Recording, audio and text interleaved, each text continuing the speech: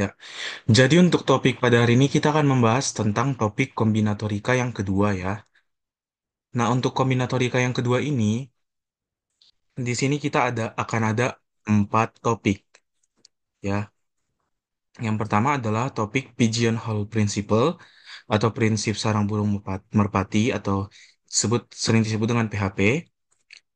Lalu yang kedua ada prinsip inklusi eksklusi atau PIE, PI. Terus yang C ada peluang kejadian majemuk. Terus yang terakhir ada statistika dasar. Oke, kita akan mulai dari topik pertama pada hari ini yaitu pigeonhole principle. Oke, jadi berdasarkan pigeonhole principle ini mengatakan bahwa jika lebih dari n benda dimasukkan ke dalam n kotak, maka sedikitnya akan ada satu kotak yang berisi lebih dari satu benda. Secara umum, jika ada lebih dari Pn benda dimasukkan ke dalam N kotak, maka sedikitnya ada satu kotak yang berisi lebih dari P benda. Misalnya gini, misalnya eh, kalau ada 366 orang dalam satu ruangan, maka kita bisa memastikan bahwa kan ada dua orang dengan tanggal lahir yang sama gitu ya. Karena tanggal lahir hanya ada 365. Sementara orang orang di dalam orang yang ada di dalam ruangan tersebut adalah 366. Sehingga sehingga pasti ada dua orang yang memiliki tanggal lahir yang sama. Dapat kita pastikan ada dua orang yang memiliki tanggal lahir yang sama. Gitu juga di sini. Jika ada lebih dari P dikali N benda dimasukkan ke dalam N kotak, maka sedikitnya akan ada satu kotak berisi lebih dari P benda. Jadi, misalnya kasus terburuknya adalah setiap benda dimasukkan P benda. Setiap kotak akan kita masukkan P benda. Tetapi karena ada lebih dari PN benda, artinya akan ada satu kotak yang menampung kelebihan dari PN ini. Bentuk lainnya adalah jika N adalah bilangan bulat, maka M1, M2, M3 sampai Mn memiliki rata-rata. Jika N bilangan bulat M1 sampai Mn memiliki rata-rata M1 sampai Mn per N lebih dari R kurang satu, maka sedikitnya satu di antara tersebut lebih besar atau sama dengan N. Gitu. Karena rata-rata rata-ratanya lebih dari R dikurang satu. Maka sedikitnya satu di antaranya pasti harus lebih besar atau at least sama dengan N. Nah, kita akan masuk ke dalam latihan soal. Untuk untuk prinsipnya sebenarnya sangat mudah ya. Tetapi kita akan lihat apakah ini masih mudah jika kita aplikasikan ke dalam soal gitu ya. Soal pertama, pada suatu bidang terdapat N titik yang berkoordinat pasangan bilangan bulat. Nilai N terkecil agar terdapat dua titik yang titik tengahnya juga berkoordinat pasangan bilangan bulat adalah, nah bagaimana supaya eh, koordinatnya merupakan bilangan bulat? Kan cara mencari titik tengah itu adalah X-nya per 2 ya. Titik tengah itu adalah X1 ditambah X2 per 2 gitu kan.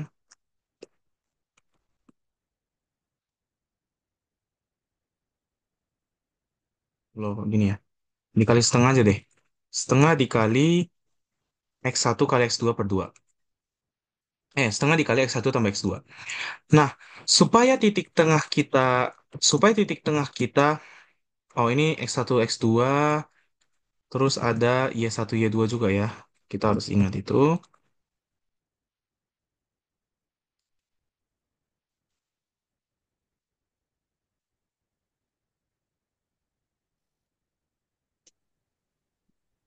gitu ya. Supaya titik tengah kita ini bisa kita katakan bulat, supaya titik tengah kita bulat, maka yang harus kita lakukan adalah X1 ditambah X2 dan Y1 ditambah 2 harus genap. Supaya titik tengah bulat, maka X1 ditambah X2 dan Y1 Y1 ditambah Y2 harus genap. Kenapa nggak boleh ganjil? Karena setengah dikali bilangan ganjil hasilnya akan menjadi tidak bulat lagi. Maka X1 dan X1 plus X2 harus genap, Y1 plus Y2 harus genap juga gitu kan. Nah, gimana supaya X1 dan X2 genap dan Y1 dan Y2 genap? Maka X1, X1 dan X2 harus sama-sama genap atau sama-sama ganjil. Oke? Terus Y1 dan Y2 juga sama. Y1 dan Y2 harus sama-sama genap atau sama-sama ganjil gitu ya. Nah, gimana kita memastikan bahwa ini sama-sama genap atau sama-sama ganjil? Artinya, artinya, artinya X1, Y1 dan X2, Y2 harus memiliki paritas yang sama. Apa kita bilang paritas? Paritas itu maksudnya apakah dia sama-sama ganjil atau sama-sama genap. Jadi X1 dan X2 harus sama paritasnya. Artinya dia harus sama-sama ganjil atau sama-sama genap. Y1 dan Y2 juga harus sama paritasnya. Itu sama-sama ganjil atau sama-sama genap. Nah, kita tahu ada empat kemungkinan X, Y. Sorry. Bentar ya. Nah, ada empat kemungkinan X, Y yang mungkin terjadi dari sebuah titik. Apa itu? Yaitu ganjil, ganjil, X, X ganjilnya ganjil, terus ganjil genap, terus genap ganjil, dan yang terakhir, genap genap. Nah, jika salah satu dari X atau Y memiliki paritas yang berbeda, maka dipastikan bahwa kedua titik tersebut, titik tengahnya tidak merupakan bilangan bulat, gitu ya. Jadi kalau misalnya kita pasangkanlah ganjil-ganjil dengan ganjil genap, udah pasti titiknya nggak akan bilangan bulat. Kenapa? Karena ganjil-ganjil titik tengahnya akan genap gitu ya. Titik tengahnya akan jumlahnya akan genap. Tetapi ganjil genap jumlahnya nggak genap tapi ganjil. Maka karena paritasnya berbeda, nggak sama-sama ganjil-ganjil, tetapi satunya ganjil-ganjil, satunya ganjil genap, maka titiknya tidak menjadi bulat gitu ya. Kasus terburuknya adalah kasus terburuknya adalah empat kemungkinan tersebut eh, ada di dalam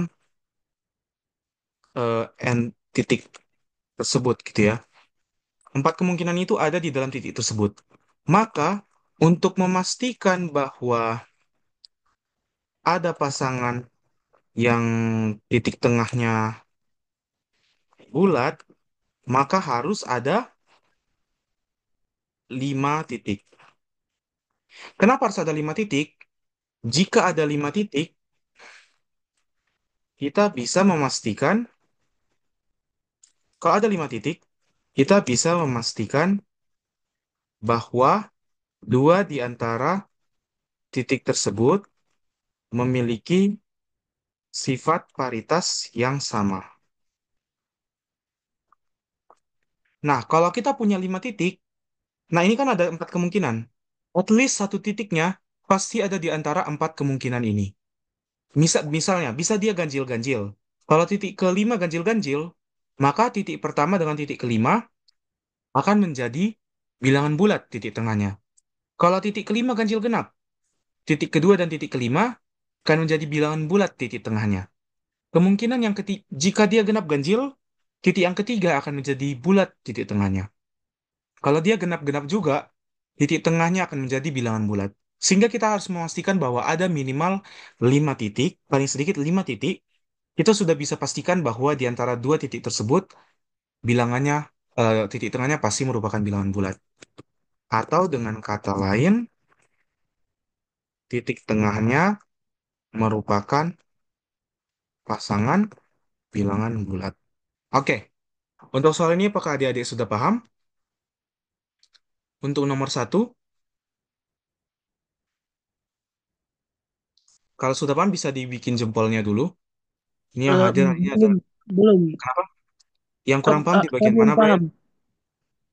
Kenapa? Di saya belum terlalu paham. Di bagian yang mana kira-kira kurang paham? Hmm, Eh, di sini atau saya jelasin ulang coba ya. Kan kita oke, ini coba aku jelasin ulang lagi. Nah, titik tengah itu kan cara ngitungnya kalau ada dua titik. Misalnya titik satu x1, y1. Oke? Titik kedua x2, y2. Titik tengahnya pasti x1 plus x2 dibagi dua kan? Gitu juga dengan y-nya. Y1 plus y2 dibagi dua. Nah, gimana supaya titik tengah kita ini nilainya bulat? Oke, jual baru masuk. Gimana supaya titik tengahnya bulat? X1 plus X2 kita harus genap, gitu kan? Karena kalau dia ganjil, kalau X1 plus X2 kita ganjil, kalau kita bagi dua kan hasilnya nggak bulat gitu ya, bukan bilangan bulat. Nah, supaya X1 dan X2 hasilnya genap, apa yang bisa menghasilkan bilangan genap? Antara dia sama-sama ganjil, atau dia sama-sama genap, X1 dan X2-nya. X1 dan X2 harus sama-sama genap atau sama-sama ganjil. Y1 dan Y2 juga harus sama-sama genap atau sama-sama ganjil. Artinya X1 dan Y1 harus memiliki paritas yang sama dengan X2, Y2. Atau sifat ganjil genap X1, Y1 harus sama dengan sifat ganjil genap dari X2, Y2. Ada empat kemungkinan dari sifat ganjil genap X, Y. Bisa dia ganjil-ganjil, ganjil genap, genap ganjil, genap genap. Gitu kan? Nah, kalau ada empat kemungkinan, kita nggak bisa memastikan bahwa kita nggak bisa memastikan bahwa bi- eh, koordinat antara dua pasangan itu koordinat antara dua titik akan bulat. Nah, gimana kalau keempatnya ini punya paritas yang berbeda semua? Misalnya kayak gini. Ganjil-ganjil, ganjil genap, genap ganjil, genap genap. Gak ada satupun pasangan yang bisa kita ambil yang bisa membentuk jumlahnya genap gitu kan. Ganjil plus genap, ganjil. Genap plus ganjil juga ganjil. Karena beda dia. Gak sama-sama ganjil atau sama-sama genap. Nah, tapi supaya bisa ada kita pastikan dua aja titik yang titik tengahnya adalah bilangan bulat, harus ada 5 titik. Kenapa harus ada 5 titik? Titik kelima akan memiliki sifat antara empat ini. Antara dia ganjil-ganjil, ganjil genap, genap ganjil, atau genap genap. Misalnya titik kelima ini genap genap. Otomatis titik keempat genap genap dengan titik kelima genap genap, titik tengahnya pasti merupakan bilangan bulat. Karena genap plus genap sama dengan genap, genap plus genap sama dengan genap. Gitu ya. Apakah sudah paham, Brian? sudah. Oke, kalau udah paham kita lanjut ke soal nomor 2 ya. Di lemari hanya ada dua macam kaos kaki, yaitu kaos kaki berwarna hitam dan putih. Ali, Budi, dan Chandra berangkat di malam hari saat mati lampu, dan mereka mengambil kaos kaki secara acak di dalam lemari dalam kegelapan. Berapa kaos kaki minimal yang harus mereka ambil untuk memastikan bahwa akan ada 3 pasang kaos kaki yang bisa mereka pakai? Sepasang kaos kaki harus memiliki warna yang sama. Pertama, kita cek dulu satu-satu. Supaya 3 pasang, maka harus ada 6 kaos kaki kan? Jika diambil 6 kaos kaki, apa yang mungkin terjadi? Jika diambil kemungkinan 6 kaos kaki, apa yang terjadi? Bisa kemungkinannya, bisa saja dia 6 hitam, 0 putih. Nah ini oke, oke, aman gitu ya. Kenapa aman? Karena ada 3 pasang kaos kaki. Tapi kalau ada 5 hitam dan 1 putih, ada hanya ada 2 pasang, gitu kan? Sehingga tidak memenuhi. Artinya kita tidak bisa memastikan bahwa kita akan mendapat tiga pasang kaos kaki jika kita hanya mengambil 6 kaos kaki saja. Gitu ya. Kemungkinan yang kedua, jika diambil 7 kaos kaki. Jika dia ambil 7 kaos kaki, apa kemungkinan pertama? 7 hitam, satu putih gitu ya. 7 hitam, 0 putih. Ini aman. Karena ada 3 pasang kaos kaki gitu kan. Oke, karena ada 3 pasang kaos kaki, dia aman ya. Kita punya 3 pasang kaos kaki hitam. Oke, kemungkinan kemungkinan kedua. Kalau kita ambil 6 hitam, satu putih, masih aman. Karena ada 3 pasang hitam, kaos kaki hitam. Kemungkinan ketiga, 5 hitam, 2 putih. Ini juga aman karena ada 2 pasang yang hitam dan 1 pasang yang putih. Kemungkinan keempat, 4 hitam, 3 putih. Nah, masih aman. Karena ada 3 pasang, sorry, 2 pasang hitam dan 1 pasang putih. Dan kebalikannya. Kebalikannya apa? Tiga hitam, 4 putih sama aja kasusnya dengan 4 hitam, 3 putih. 2 putih, 2 hitam, 5 putih sama aja kasusnya dengan 5 hitam, 2 putih. 6 hitam, 1 putih sama aja kasusnya dengan 1 hitam, 6 putih. 7 hitam, 0 putih sama aja kasusnya dengan 0 hitam, 7 putih. Maka jika kita ambil jika kita ambil 7 kaos kaki, kita bisa memastikan bahwa pasti ada 3 pasang kaos kaki. Oke, untuk soal ini apakah adik-adik sudah paham? Jadi minimal dia harus ambil 7 kaos kaki gitu ya. Ada pertanyaan?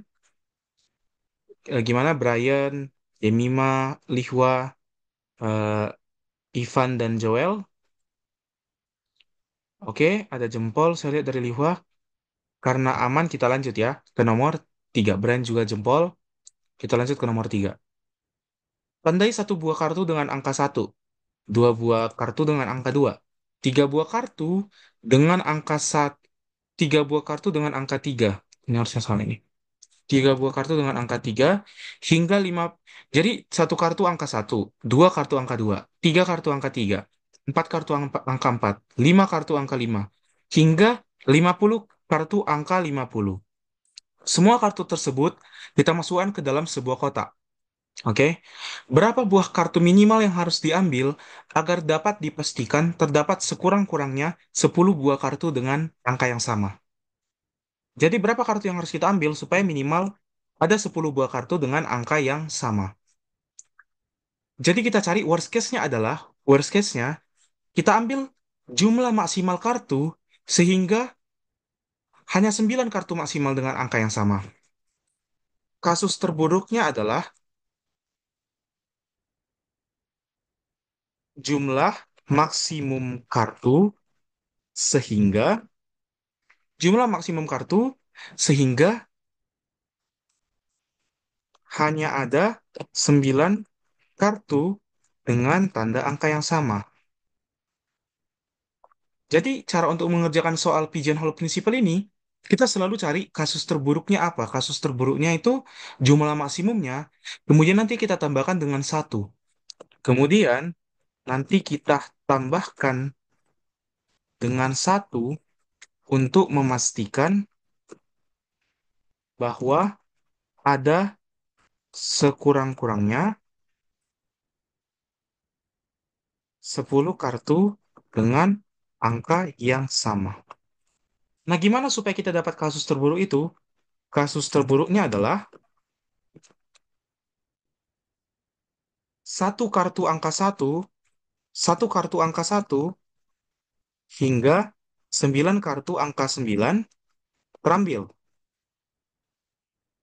Nah, Kasus terburuknya 1 sampai 9, satu angka satu, satu angka sorry, satu kartu angka satu, dua kartu angka dua, tiga kartu angka tiga sampai 9 kartu angka 9, semuanya terambil sama kita. Itu kan kasus yang terburuk ya, karena berapapun kita ambil, kalau yang terambil ini semua, nggak bakal mungkin terjadi 10 buah kartu dengan tanda angka yang sama. Gimana kita punya 10 buah kartu dengan angka yang sama? Orang kartunya aja kurang dari 10 gitu ya. Yaitu kasus di mana kartunya kurang dari 10 gitu ya. Maka ada sebanyak 1 tambah 2 tambah 3 tambah 4 tambah 5 tambah 6 tambah 7 tambah 8 tambah 9. Berapa banyak itu? Sebanyak 45. 45 kartulah angka 1 sampai 9. Kartu angka 1 sampai kartu angka 9. Di mana kartu ini semua kurang dari 10 kartu. Kemudian kasus terburuknya lagi kita tambahkan dengan 9 kartu dari angka 10 hingga 45, sorry, hingga 50 terambil. Ada berapa banyak itu? 9 kartu dikalikan dengan ada berapa banyak angka dari 10 sampai 50? Ada sebanyak 41 angka. Maka ada berapa banyak kartu? 364, 369 kartu. Gitu ya, ada 369 kartu. Maka kasus terburuknya adalah 369 ditambah 45. Itu ada sebanyak berapa? 414. Nah, agar kita bisa memastikan, kenapa ini kita bisa terus? Kita bisa memastikan bahwa ada 10 kartu dengan angka yang sama, maka kita harus mengambil paling sedikit 414 tambah satu, yaitu 415 kartu. Oke? Karena kalau masih 414 kartu yang kita ambil, belum bisa kita pastikan ada 10 kartu dengan angka yang sama. Karena bisa jadi apa? Bisa jadi yang terambil semua angka kartu angka 1 sampai 9 terambil. Ada 45 kartu nih. Terus 9 kartu dari angka 10 sampai jadi 9 kartu angka 10, 9 kartu angka 11, 9 kartu angka 12 sampai 9 kartu angka 50 semua terambil juga sama kita. Jadi ada 414 kartu lah yang membentuk kasus terburuk. Sehingga untuk memastikan bahwa ada 10 kartu dengan angka yang sama, kita harus mengambil paling sedikit 415 kartu. Gitu. Untuk soal ini apakah adik-adik sudah paham atau ada pertanyaan? Untuk nomor 3, gimana? Oke, Ivan jempol. Menurut yang lain, oke. Lihua, Yemima, oke. Kalau gitu kita lanjut ya. Kalau nggak ada pertanyaan. Eh, kemudian kita masuk ke prinsip inklusi eksklusi. Prinsip inklusi eksklusi ini sering kita jumpai pada soal-soal yang berbau himpunan, gitu ya. Jadi PIE adalah bentuk paling paling umum dari prinsip penambahan pada himpunan. Nah, jadi sudah tahu apa itu himpunan kan? Himpunan itu adalah eh, apa namanya? Kurang lebih kayak suatu set yang memiliki beberapa anggota gitu ya. Kita misalkan S adalah himpunan terhingga dengan A dan B sembarang dua himpunan bagian dari S. Jadi misalkan kita kita gambar dengan diagram Venn ya. Kita punya nih S. Ini S nih. Terus kita punya dua himpunan bagian dengan himpunan pertamanya adalah A dan himpunan keduanya adalah B gitu ya. Nah, maka untuk mencacah banyaknya unsur dalam A gabung B, A gabung B ini maksudnya yang ada di dalam lingkaran ini ya. Ini A gabung B semua, ini A gabung B ya. Kita dapat melakukannya dengan mencacah banyaknya unsur himpunan A dan B kurang A, kemudian menjumlahkannya. Kita dapat mencacah banyaknya unsur himpunan A, unsur himpunan A ini semua, dan B dikurang A. B kurang A, ini kan B. B kurang A adalah B yang nggak termasuk ke dalam A garis B ini ya. Maka kita menjumlahkan jumlah himpunan A ditambah himpunan yang ini. Jadi kita jumlahkan himpunan yang ini dengan himpunan yang berwarna, coba ya, ada warnanya nggak sih? Oh, nggak ada warnanya ternyata. Oh, bisa warna. Dengan yang ini. Oke, itu jumlahnya kan? Tapi karena B kurang A adalah, ini maksudnya jumlah ya, kalau kita kasih garis kayak gini, artinya jumlah.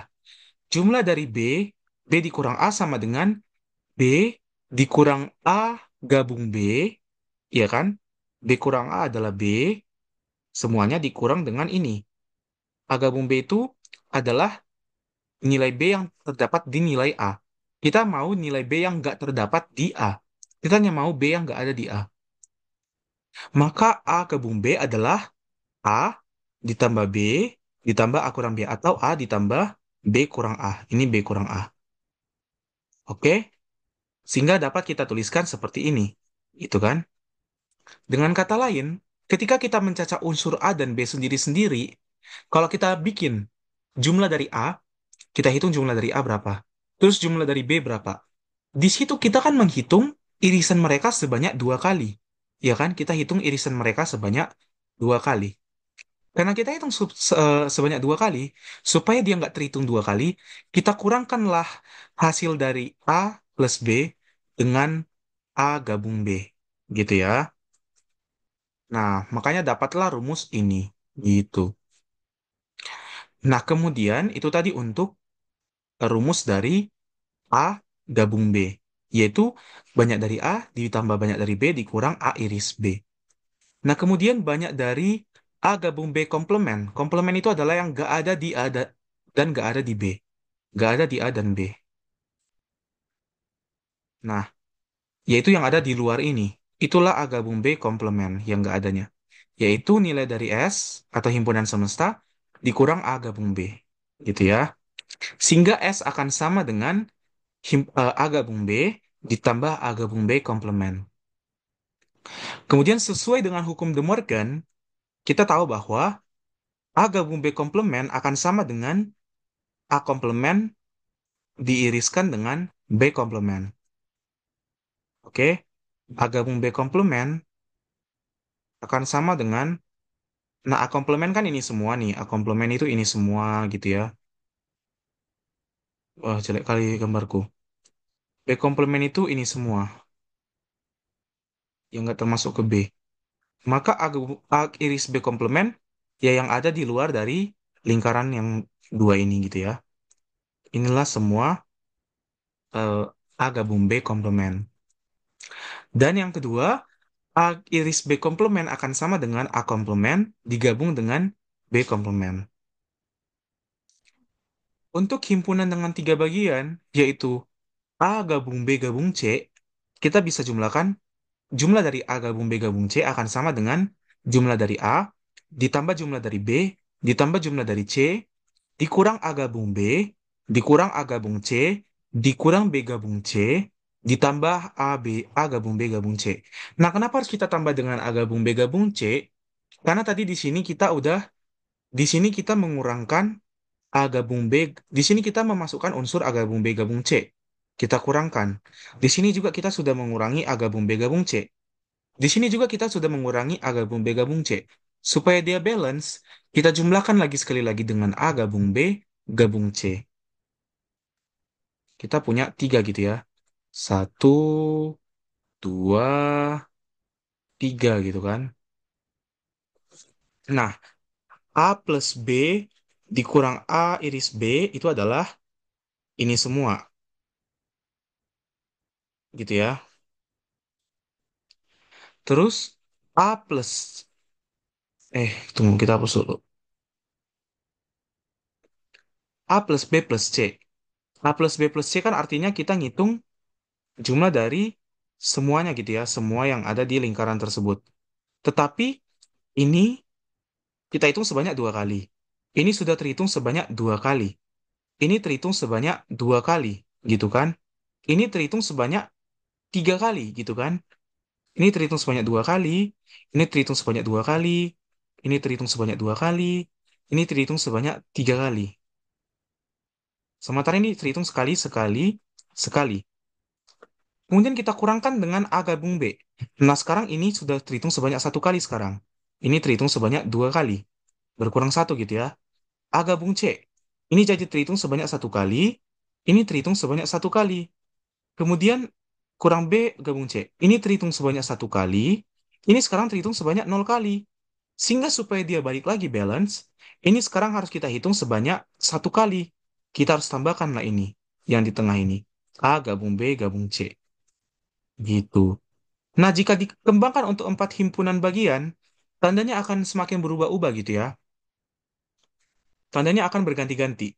Tadi dia kan, ini kan plus, terus minus. Ini juga plus, minus, plus gitu ya. Untuk empat, dia yang satu-satu dia plus. Irisan antara dua himpunan, dia minus.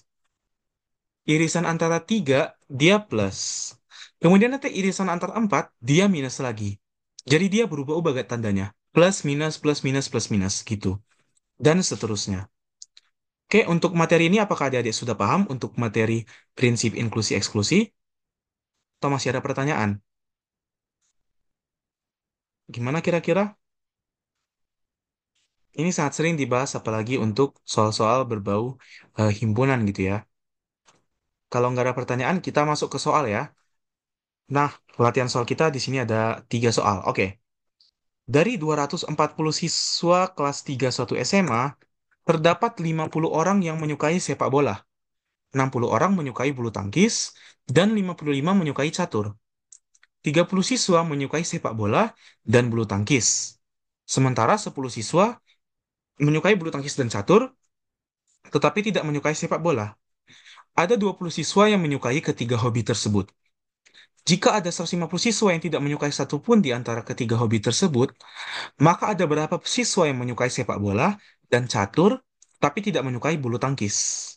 Oke, kita harus pakai rumus ini. Himpunan dengan tiga bagian. Himpunan dengan tiga bagian. Rumus kita anggap A itu adalah menyukai sepak bola. B itu adalah menyukai bulu tangkis. Kemudian C itu adalah menyukai catur. Oke, kita tuh punya A, B, dan C. Nah, pertama A, oke kita ambil dulu tanda gabung. A,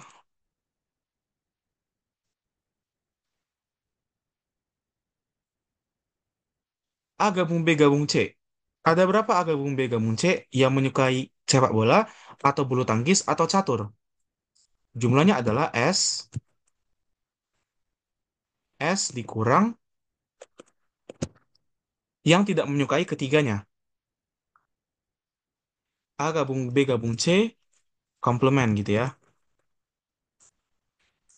Nah, ada berapa jumlah siswanya? Jumlah siswanya adalah 240 dikurang 150 siswa yang tidak menyukai satupun dari ketiga hobi. Berarti ada 90 lah jumlah yang menyukai antara sepak bola, bulu tangkis, atau catur. Oke, kita udah punya angkanya. Kemudian, kita lanjut. A-nya ada berapa? A ada sebanyak 50. B ada sebanyak 60. C ada sebanyak 55. Kemudian, A gabung B. A gabung B adalah sebanyak, ada berapa siswa yang menyukai bulu tangkis dan catur? Sorry. Menyukai bola dan bulu tangkis. Ada 30 gitu ya. Kemudian, B gabung C. B gabung C itu adalah B gabung C adalah jumlah siswa yang menyukai B gabung C.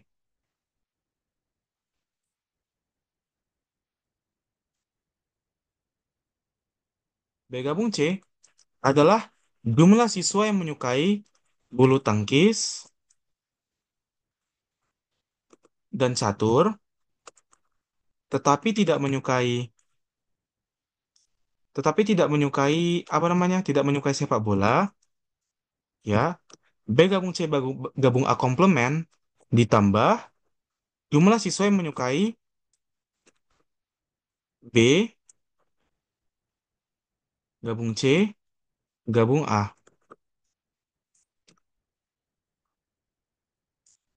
Jadi jumlah dari siswa yang menyukai sepak bola dan bulu tangkis adalah jumlah siswa yang menyukai sepak bola dan sorry, jumlah siswa yang menyukai bulu tangkis dan catur adalah jumlah siswa yang menyukai bulu tangkis dan catur tapi nggak suka sepak bola ditambahkan dengan jumlah siswa yang menyukai catur, bulu tangkis dan sepak bola yang menyukai ketiganya. Ada berapa jumlah siswa yang menyukai bulu tangkis dan catur tapi nggak suka sepak bola? Ada 10. Kemudian ada berapa siswa yang menyukai ketiganya? Ada 20. Maka ada sebanyak 30 lah orang yang menyukai bulu tangkis dan catur. Tanpa kita pedulikan apakah dia suka sepak bola atau enggak. Gitu kan? Kemudian yang terakhir adalah A gabung B gabung C adalah 20 gitu ya diberikan di soal. Yang menyukai ketiganya. Oke, sekarang kita tinggal masukin ke rumus. Pertama, A gabung B gabung C dulu. Ada sebanyak 90. Akan sama dengan A ada sebanyak 50, tambah 60, tambah 55, dikurang A gabung B sebanyak 30, A gabung C, jumlah siswa yang menyukai sepak bola dan catur, itu yang ditanya. A gabung C gitu ya. A gabung C, dikurang B gabung C ada sebanyak 30, ditambah yang menyukai ketiganya, sebanyak 20. Berarti 90 akan samalah itu dengan 110 tambah 55, 165 kurang 30, 135 kurang 30, 105 tambah 20, 125 dikurang A gabung C. Maka A gabung C akan menjadi 125 dikurang 90, yaitu ada sebanyak 35 orang. Nah, tapi yang ditanya di soal adalah, yang ditanya soal kan, ini kan yang menyukai sepak bola dan catur. Tetapi yang ditanya adalah, yang menyukai sepak bola dan catur, tetapi gak menyukai bulu tangkis, gitu kan. Dan ditanya adalah, yang menyukai sepak bola dan catur, tetapi nggak menyukai bulu tangkis, gitu ya. A gabung B, gabung C, A gabung B komplement gabung C. Nah, ini jumlahnya akan sama dengan A gabung C, jumlah dari A gabung C, dikurangkan dengan jumlah dari A gabung B gabung C. Karena ini adalah jumlah orang yang menyukai catur dan bulu tangkis. Ini tuh jumlah yang menyukai ketiganya. Di sini kan masih terhitung orang yang suka bulu tangkis. Kita nggak mau orang yang suka bulu tangkis. Maka kita kurangin 35 dikurang 20, dan sebanyak 15. Gitu. Apakah adik sudah paham untuk soal yang pertama? Gimana? Eh, Kalau sudah paham bisa kasih jempol. Sorry apa ini? Nomor 2457. Nomor 2. Cara aku cek ya. Nomor 2 hasilnya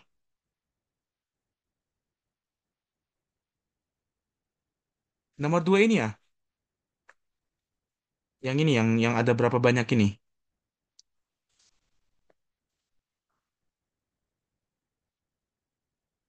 Oh, 457 bukan. Nomor 2 bukan 457. Kalau coba kita kerjaan sama-sama ya nomor 2 ya. Ya, bukan 457 ya. Kita coba kerjain. Ada berapa banyak bilangan bulat di antara 1 dan 1000, termasuk 1 dan 1000, yang tidak habis dibagi 2, 3, dan 7. Gitu ya. Habis dibagi 2, 3, dan 7. Kita cek satu-satu. Pertama, jumlah bilangan habis dibagi 2 dulu. Habis dibagi 2 ada berapa banyak bilangan? Habis dibagi 2 ada sebanyak 1000 dibagi 2. Gitu ya. Kita pakai floor gitu ya. Kita pakai floor yang kemarin kita pelajarin. di ini di apa namanya?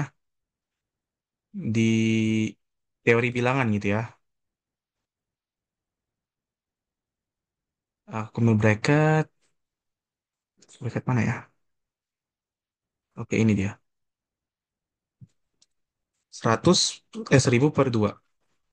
Ada sebanyak 500 bilangan ya. Kemudian habis dibagi 3 ada sebanyak berapa? Habis dibagi 3 akan ada sebanyak 1000 dibagi 3. Ada sebanyak 333 bilangan gitu ya. Kemudian habis dibagi 7. Habis dibagi 7 ada sebanyak 1000 dibagi 7, yaitu 142. 90 tambah 14. 994. Oke, 142 bilangan. Kemudian kita harus cari habis dibagi dengan 2 dikali 3. Atau habis dibagi dengan 6. Habis dibagi 6 ada sebanyak berapa? Oh, habis dibagi 2 dan 3. Habis dibagi 2 dan 3 artinya habis dibagi 2 dikali 3. Yaitu habis dibagi 6. Ada sebanyak 166. Kemudian habis dibagi 2 dan 7. Habis dibagi 2 dan 7 atau habis dibagi 14 akan ada sebanyak 1000 dibagi 14. Yaitu sebanyak 71. Kemudian habis dibagi 3 dan 7 atau habis dibagi 21 akan ada sebanyak 1000 dibagi 21. Yaitu sebanyak 142 dibagi 3. 47. Gitu ya. Kemudian terakhir ada habis dibagi 2, 3, dan 7. Atau habis dibagi 42. Ada sebanyak berapa itu? 1000 dibagi 42. Sebanyak 23. Nah, kita udah dapat semua sifat-sifat ini. Habis dibagi 2, 3, 7, 2 dan 3, 2 dan 7, 3 dan 7, 2, 3 dan 7. Nah, ada berapa banyak bilangan bulat antara 1 dan 1000 yang tidak habis dibagi 2, 3, dan 7? Pertama kita anggap dulu A itu artinya habis dibagi 2. B itu habis dibagi 3. C itu habis dibagi 7. Gitu ya. Maka berdasarkan teori yang ini tadi, kita kopikan langsung.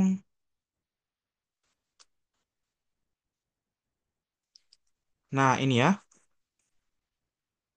Kita masukin angkanya salah satu.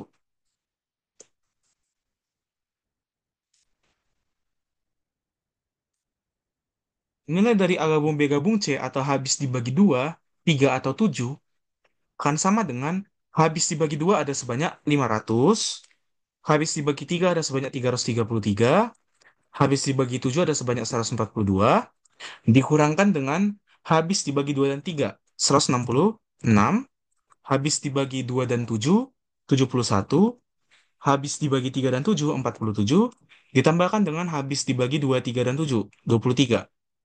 Maka ada sebanyak, kita gunakan kalkulator aja ya biar cepat ya, 500 tambah 333 tambah 142 dikurang 166 dikurang 71 kurang 47 tambah 23. Ada sebanyak 714. Ada sebanyak 714. 714, sorry. 711. 714 bilangan. Maka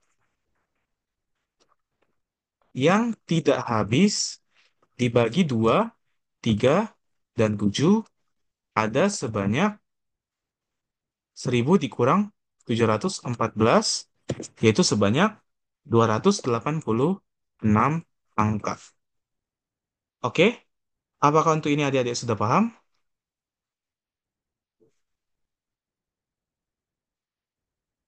Oke, Sudah. ada baik. Oke, kalau udah paham, biar kita lanjut ke soal selanjutnya ya. Soal berikutnya. Bentar. Soal nomor 3. Di dalam suatu kelas, beberapa orang mempelajari bahasa Inggris, sedangkan sisanya mempelajari bahasa Jerman. Tetapi tidak ada siswa yang mempelajari keduanya. Ingat, tidak ada siswa yang mempelajari keduanya. Jumlah siswa perempuan yang mempelajari bahasa Inggris dan siswa laki-laki yang mempelajari bahasa Jerman adalah 16 orang. Ada 11 siswa yang mempelajari bahasa Inggris dan ada 10 orang perempuan di kelas. Selain siswa perempuan yang mempelajari bahasa Inggris, ada 16 orang siswa di kelas. Berapa banyakkah orang total siswa di kelas? Nah, ini kita misalkan dengan A, B, C, D. Kita misalkan A itu adalah perempuan mempelajari bahasa Inggris. B itu adalah perempuan mempelajari bahasa Jerman. C itu adalah laki-laki mempelajari bahasa Inggris. D itu adalah laki-laki mempelajari bahasa Jerman. Oke? Nah, jumlah siswa perempuan yang mempelajari bahasa Inggris dan siswa laki-laki yang mempelajari Jerman adalah 16 orang. Berarti A ditambah D adalah 16 orang. Oke. Kemudian yang kedua, ada 11 siswa mempelajari bahasa Inggris. A ditambah D adalah 16 orang. Ini persamaan pertama. Kemudian ada 11 orang siswa mempelajari bahasa Inggris. 11 siswa yang mempelajari bahasa Inggris berarti sudah pasti perempuan mempelajari bahasa Inggris ditambah laki-laki yang mempelajari bahasa Inggris. Ada sebanyak 11 orang. Oke, kemudian yang ketiga. Ada 10 orang perempuan di kelas. Berarti A tambah B sama dengan 10. Kenapa kita bisa langsung bilang A tambah B sama dengan 10? Karena sudah pasti di A dan B gak akan ada yang terhitung di dua-duanya. Karena perempuan yang mempelajari bahasa Inggris dan perempuan yang mempelajari bahasa Jerman itu himpunan yang saling lepas. Atau nggak ada yang beririsan yang mempelajari kedua-duanya. Oke, kemudian selain siswa perempuan yang mempelajari bahasa Inggris, ada 16 orang di kelas. Berarti artinya selain A atau B plus C plus D, ada 16 siswa yang ada di kelas. Berarti ini persamaan keempat. Menjumlahkan persamaan satu ditambah 2 ditambah 3, kita akan dapatkan apa tuh? 3A ditambah B tambah C tambah D akan sama dengan 37. Oke, kita anggap ini persamaan ke-5. Kemudian kita kurangkan persamaan 5 dengan persamaan 4 untuk mendapatkan nilai A. Kita bisa pakai substitusi gitu ya. Berarti kalau kita kurangkan 5 dengan 4, tersisalah 3A akan sama dengan 37 kurang 16, 21. Berarti A ada sebanyak 7 orang. Artinya ada 7 orang yang mempelajari bahasa Inggris. Inilah perempuan yang mempelajari bahasa Inggris. Inilah persamaan ke-6. Maka total siswa di kelas ada sebanyak A plus B plus C plus D. Yaitu 7 ditambah B plus C plus D ada di persamaan keempat, yaitu 16. Ada sebanyak 23 orang. Oke, untuk soal ini apakah adik sudah paham untuk soal nomor 3?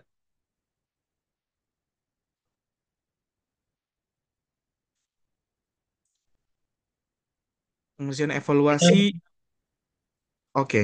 Pengerjaan evaluasinya di kertas baru dikirim. Iya, betul. Kerjaan di kertas baru dikirim ke Google Classroom. Bebas mau di kertas ataupun di apa? Di Google apa di Word pun nggak apa-apa gitu ya. Bebas ya. Deadline-nya itu malam ini ya, jam 23.59. Oh, tunggu saya cek Ya dulu Bang, apakah sudah ada yang mengumpulkan evaluasi satu ya.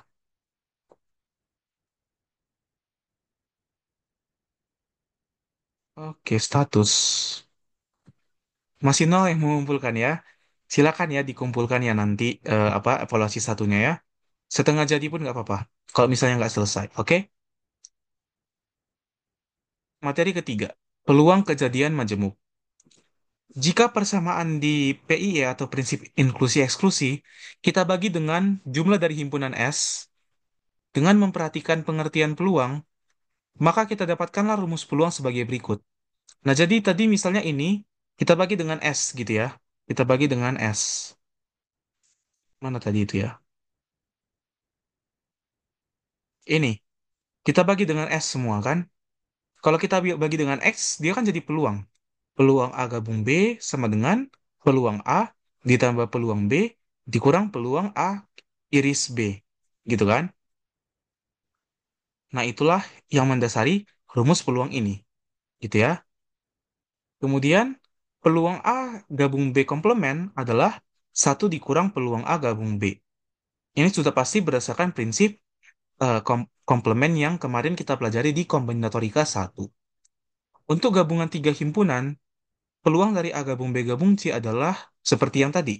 Peluang A tambah peluang B tambah peluang C dikurang peluang A gabung B kurang peluang A gabung C kurang peluang B gabung C dijumlahkan dengan peluang A iris B iris C. Peluang dari ketiganya.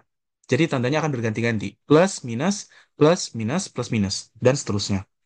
Peluang A gabung B gabung C komplement akan sama dengan satu dikurang peluang A gabung B gabung C. Khusus untuk gabungan dua himpunan, ada dua yang kita ketahui, yaitu himpunan saling lepas dan himpunan saling bebas. Himpunan saling lepas itu bisa kita gambarkan seperti ini. Jika dia tidak memiliki irisan, gitu ya. Atau dengan kata lain, A gabung B-nya akan sama dengan nol, gitu ya. Ini menjadi nol. Sehingga peluang A gabung B akan sama dengan peluang A ditambah peluang B. Kemudian yang kedua, dua himpunan dikatakan saling bebas jika dua himpunan tidak saling memengaruhi. Jadi ingat adik-adik, saling bebas bukan berarti dia saling lepas. Tapi dia tidak saling memengaruhi aja. Peluang saling bebas bisa berlaku bahwa peluang A digabung B akan sama dengan peluang A dikali peluang B. Gitu ya. Dia tidak saling mempengaruhi. Jadi bisa saja peluang saling bebas itu dia beririsan. Tapi dia tidak saling mempengaruhi satu sama lain. Oke, kita akan mengerjakan tiga soal terkait peluang kejadian majemuk. Yang pertama, kejadian A adalah kejadian saling bebas. Dibilang saling bebas, tetapi tidak saling lepas. Oke? Jika peluang A sama dengan sepertiga, dan peluang A gabung B sama dengan 3/5, maka tentukanlah peluang B. Nah, karena karena tidak saling lepas, maka kita pakailah bahwa peluang A gabung B akan sama dengan ini. Karena dia nggak saling lepas, A iris B-nya masih terhitung gitu ya, nggak sama dengan nol.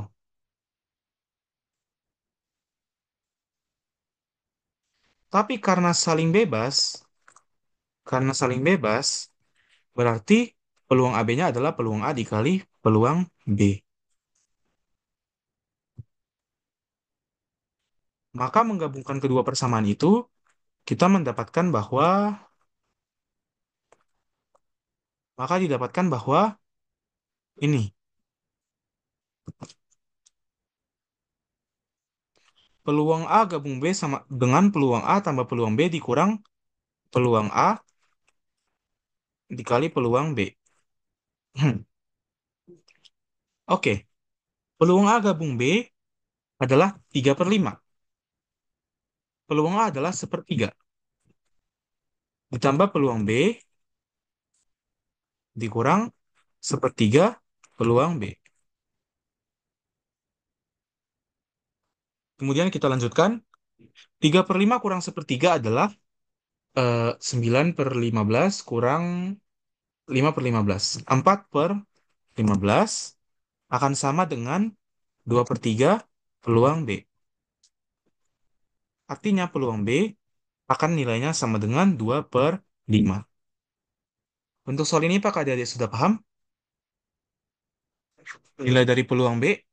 Ini soalnya cukup simpel ya, kita tinggal memasukkan rumus yang sudah kita ketahui ke dalam soal tersebut. Kalau paham, kita lanjut ke soal yang kedua ya. Dua buah dadu dilempar secara bersamaan. Sisi dadu pertama diberi angka 1,2,2,3,3 dan 4. Sisi dadu kedua diberi angka 1, 3, 4, 5, 6, dan 8. Probabilitas agar jumlah kedua sisi atas sama dengan 5, 7, atau 9 adalah, kita harus menghitung probabilitas jika kedua sisi adalah jumlahnya 5, 7, atau 9. Pertama, kita hitung jumlah sama dengan 5. Jumlah sama dengan 5 kita bisa dapatkan dari mana? 1 dan 4. Gitu ya. 1 dan 4. Terus 2 dan 3. 2 dan 3 kan ada ya. Kemudian 3 dan 2. Bisa nggak 3 dan 2? Di sini ada 3, tapi di sini nggak ada 2. Maka tidak mungkin. Kemudian 4 dan 1. Nah, 1 dan 4, ada berapa banyak satu di dadu pertama? Ada sebanyak 1. Dikalikan dengan ada berapa banyak dadu keempat? Ada 1. Maka ada 1 kemungkinan. Kemudian 2 dan 3. Ada berapa banyak kemungkinan 2? Ada 2.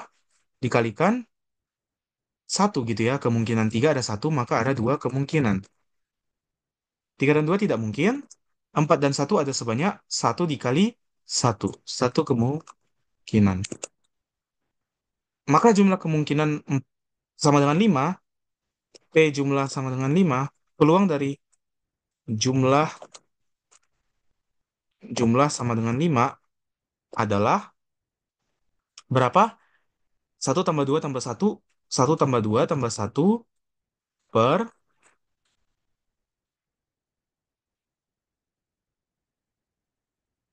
6 kali 6. Karena ada 6 kemungkinan dadu. 36. 4 per 36 atau sama dengan, ya ada 4 per 36. Kita biarkan aja dulu gitu. Kemudian jumlah sama dengan 7. Ada berapa kemungkinan? Pertama 1 dan 6. 2 dan 5. 3 dan 4. 4 dan 3. Sampai situ aja ya. Karena 5 dan 2 nggak mungkin. Nggak ada 5 di dadu pertama. Makanya mungkin 4 ini. 1 dan 6 ada berapa banyak kemungkinan? Ada sebanyak satu angka 1 dan satu angka 6 di sisi kedua. Berarti 1 kemungkinan. 2 dan 5 ada sebanyak 2 kemungkinan 2 dan 1 kemungkinan 5. Berarti 2 kali 1 adalah 2. 3 dan 4 adalah 2 dikali 1. 2. 4 dan 3 adalah 1 dikali 1. 1. Berarti peluang peluang jumlah sama dengan 6, sama dengan 7 adalah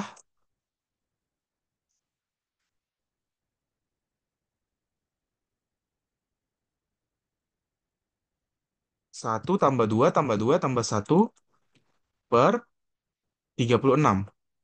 Yaitu 6 per 36. Gitu ya. Kemudian yang terakhir jumlah sama dengan 9. Apa aja kemungkinannya? 1 dan 8, 2 dan 7. 2 dan 7 gak mungkin. Kita gak usah tulis. 3 dan 6, 4 dan 5. Oke, habis sampai 4 dan 5. 1 dan 8 ada berapa kemungkinan? Ada satu angka 1 dan satu angka 8. 1. 3 dan 6 ada 2 dikali 1.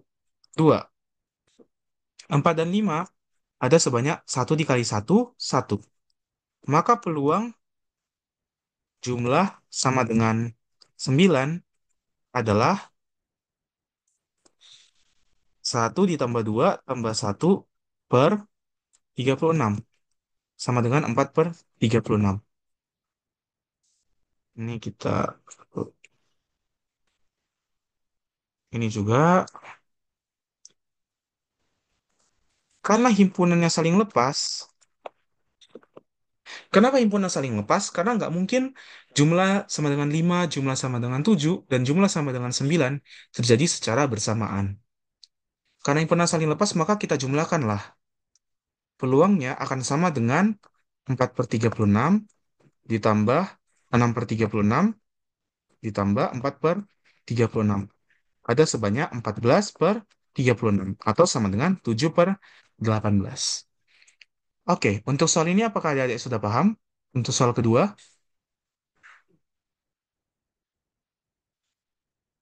kalau paham bisa kasih jempol.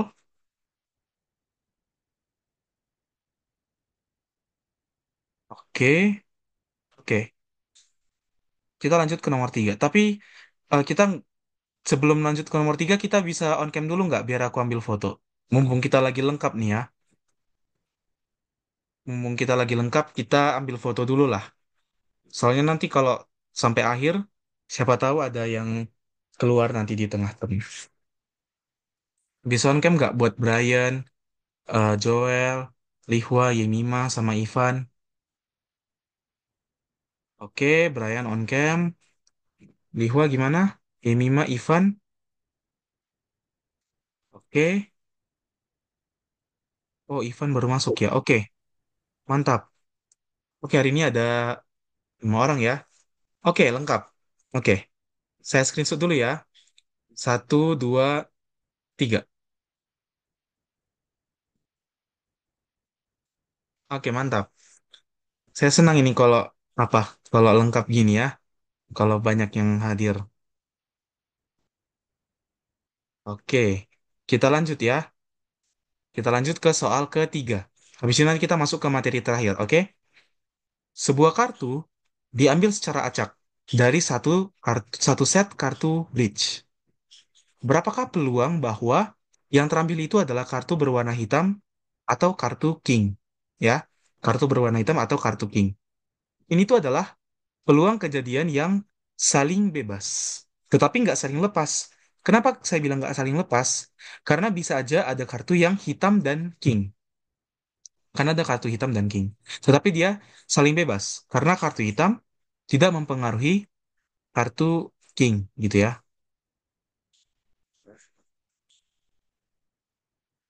Karena dia saling lepas, karena dia nggak saling lepas, sorry, maka kita ambillah ini.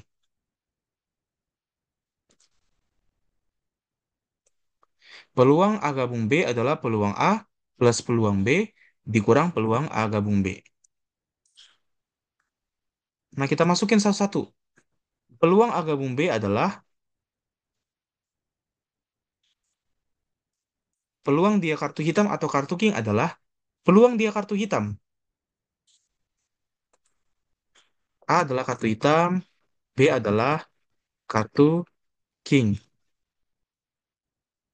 Peluang dia adalah kartu hitam ada sebanyak kartu hitam di kartu bridge. Kalau kita mainin kartu bridge, ada sebanyak setengah dari kartu tersebut. Ya, setengah lagi merah, jadi setengah hitam, setengah merah. Terus peluang bahwa dia adalah kartu king ada sebanyak 1/13. Karena ada kemungkinan kartu king itu bisa dia eh, hanya satu dari 13. Dari angka satu sampai sorry, as 2, 3, 4, 5, 6, 7, 8, 9, 10, terus Jack, Queen, King. Ada 13. Kemungkinannya hanya 1/13. Dikurangkan dengan jumlah bahwa dia adalah hitam dan king. Jumlah bahwa dia kartu hitam dan king ada sebanyak setengah dikali 1/13. Ada berapa itu? Berarti setengah ditambah 1/13 dikurang 1/26. Maka ada berapa banyak? Kita per 26 berarti ya. 13 tambah 2 kurang 1. 14/26. Atau sebanyak 7/13. Jadi ada 7/13 adalah peluang bahwa kartu yang terambil adalah kartu hitam atau kartu king. Gitu ya. Apakah adik-adik sudah paham untuk soal nomor 3? Kalau sudah paham bisa kasih jempol. Eh, oke, Kalau kalau nanti ada yang nggak paham bisa ditanya ya. Bisa ditanya lagi di chat atau di grup gitu ya. Kita lanjut ke soal yang keempat. Eh, Pembahasan yang keempat, statistika dasar. Nah, statistika dasar ini kita akan membahas beberapa istilah-istilah. Yang pertama adalah rata-rata. Rata-rata atau disebut dengan mean dikenal sebagai X bar. Ini bacanya X bar ya. Cara menghitung mean atau rata-rata adalah membagi semua jumlah data dengan banyaknya data.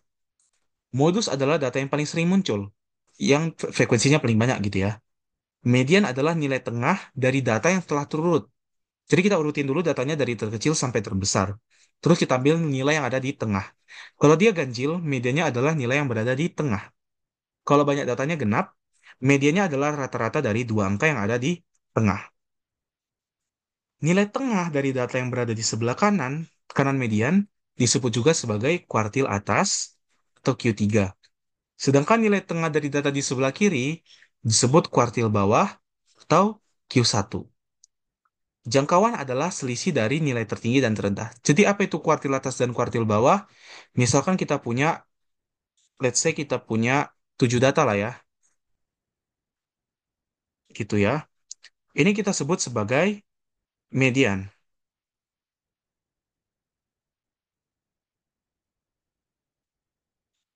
Kuartil bawah, kuartil bawah itu adalah yang berada di tengah-tengah antara tiga data yang berada di sebelah kiri, sedangkan kuartil atas adalah rata-rata yang berada di tiga di sebelah kanan. Jadi ini adalah kuartil bawah, Q1, dan ini adalah kuartil atas, atau disebut sebagai Q3. Gitu ya. Jadi kita punya empat batas jadinya ya. Q1, Q2, dan Q3. Empat wilayah. Di sini, di sini, di sini, dan di sini. Kemudian kita lanjut ke eh, jangkauan. Jangkauan adalah selisih dari nilai tertinggi dan terendah. Kita masuk ke latihan soal ya. Agung mendapatkan bahwa nilai rata-rata dari tiga ulangan matematika yang diikutinya adalah 81. Nilai ulangan pertama adalah 85. Nilai ulangan ketiga lebih rendah 4 dari nilai ulangan kedua. Berapakah nilai ulangan kedua Agung? Nah, kita bisa tahu kalau rata-ratanya adalah minnya akan sama dengan ulangan pertama, atau kita bilang aja lah X1, X1, X1 ditambah X2 ditambah X3 per 3. Gitu kan? Min kita 85. 85 akan sama dengan X1. X1-nya adalah 81 ditambah X2 ditambah X3. X3 adalah 8 X2 dikurang 4 dibagi 3. Berarti sorry, saya kebalik nih. Harusnya 81, ini 85 gitu ya. 273 kita kalikan ke kanan. 243 kok terus 73. 243 akan sama dengan 85 ditambah 2x2 dikurang 4. Maka 2x2 akan sama nilainya dengan 243 dikurang 81. Di mana hasilnya akan sama dengan berapa nih? 162. Maka X2 nilainya akan sama dengan 81. Jadi nilai ulangan kedua Agung adalah 81. Oke, kita lanjut ke soal nomor 2. 100 siswa provinsi di Pulau Jawa mengikuti seleksi tingkat provinsi, dan skor rata-ratanya adalah 100. Banyak siswa kelas 2, banyaknya siswa kelas 2 yang mengikuti seleksi tersebut adalah 50% lebih banyak dari siswa kelas 3. Dan skor rata-rata siswa kelas 3 50% lebih tinggi dari skor rata-rata siswa kelas 2. Skor rata-rata siswa kelas 3 adalah Kita anggap X adalah banyak siswa kelas 2. Y adalah banyak siswa kelas 3. A adalah rata-rata siswa kelas 2. B adalah rata-rata siswa kelas 3.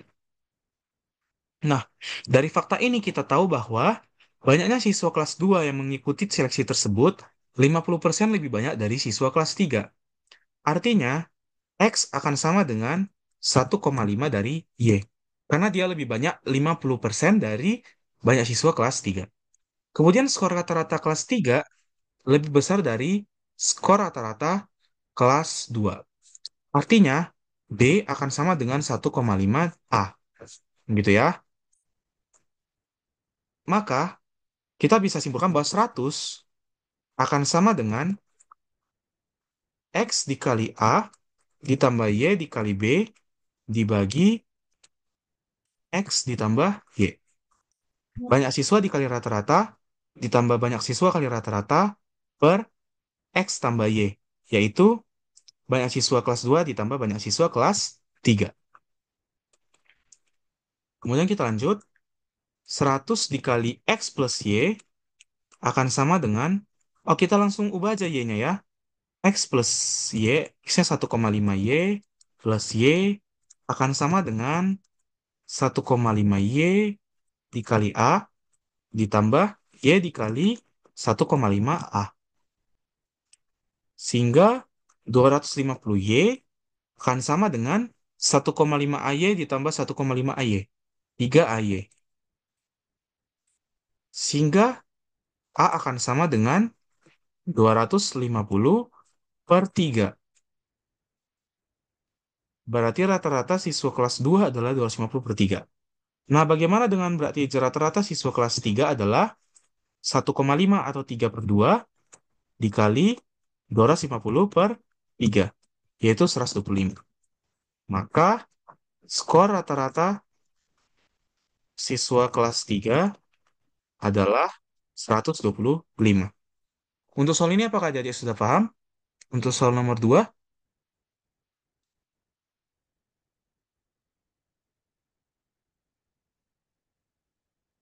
oke, sebentar ya.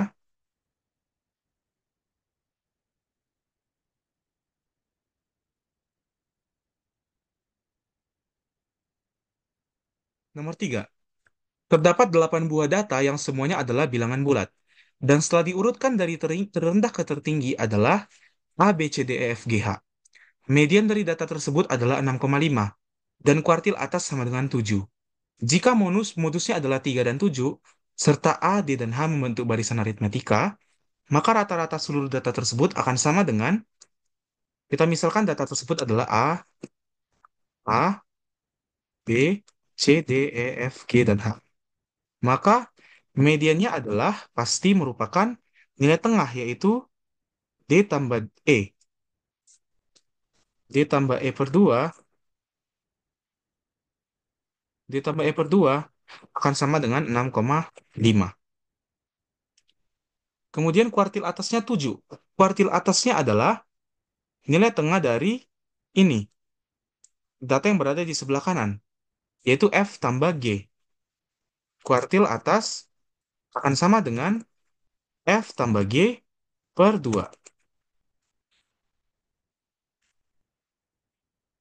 F tambah G per 2 akan sama dengan 7. Gitu ya.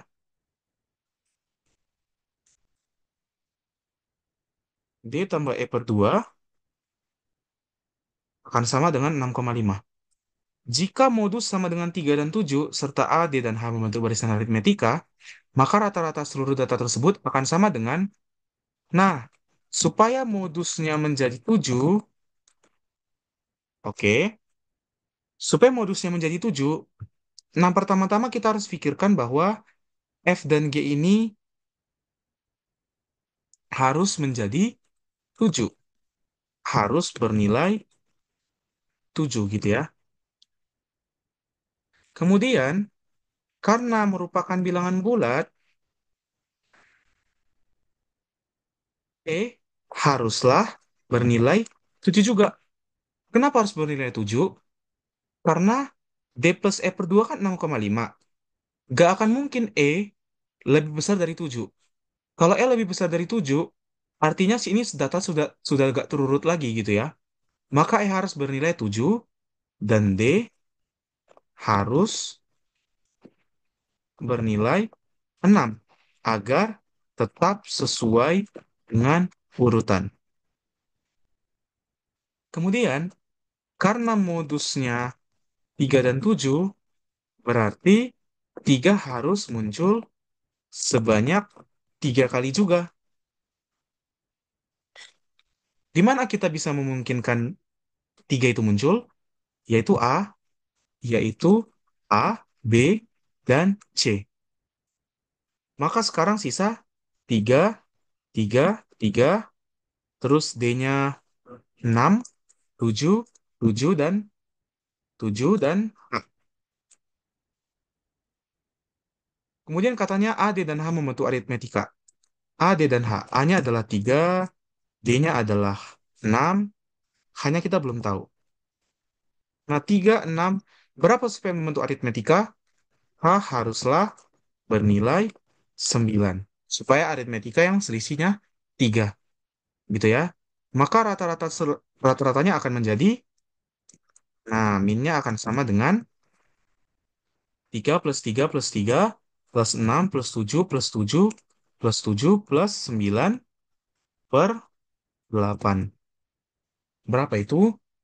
9 tambah 6, 15 tambah 21, 36 tambah 9, 45 per 8. Inilah rata-rata dari eh, kedelapan data tersebut. Oke, nah di sini ada 6 soal tambahan. Silakan dikerjakan masing-masing. Dan nanti kalau bisa dikerjakan, bisa dikumpulkan di Google Classroom. Akan saya berikan feedback. Karena sejauh ini saya belum ada melihat adik-adik yang mengerjakan soal latihan tambahan ini ya. Jadi, latihan soal tambahan ini bisa dikerjakan dan juga dikumpulkan di Google Classroom. Karena akan sangat membantu adik-adik untuk mematangkan pengetahuannya lebih dalam lagi gitu ya.